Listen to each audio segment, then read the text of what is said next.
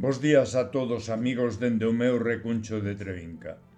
Este espazo das madrugadas, alo menos para min, implica sempre unha grande responsabilidade para poder estar á altura dos traballos dos compañeiros aos que día a día poño voz nas madrugadas. Pero cando se trata dun dos grandes de nós a xente do redor, a responsabilidade aínda é maior. Pero eu, como sempre, fun un pouco atrevido, hoxe tentarei poñer voz a un interesante traballo que Miguel Anxo Martínez Coello, co título Facer Cultura, regálanos no número 21 da nosa revista. Facer cultura é dar os bos días, é dicir que tal estás, como che vai.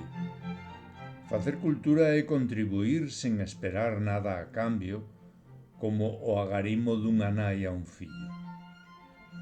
É compartir sentimentos, é escoitar aos demais sen interromper.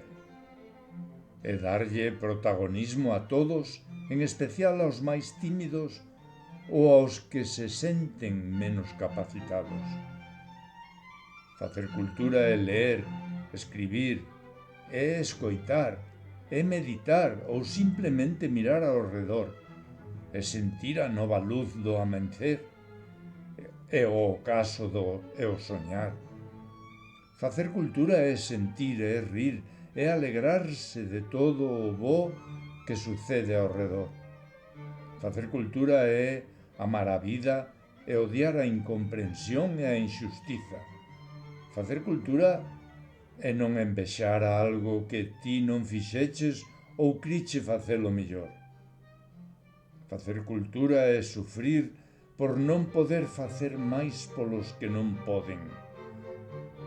É saber ver a vida no brilo dos ollos dun neno e, en definitiva, esperar, asumir que estás de prestado e asumir a morte. Grazas, Miguel Anxo.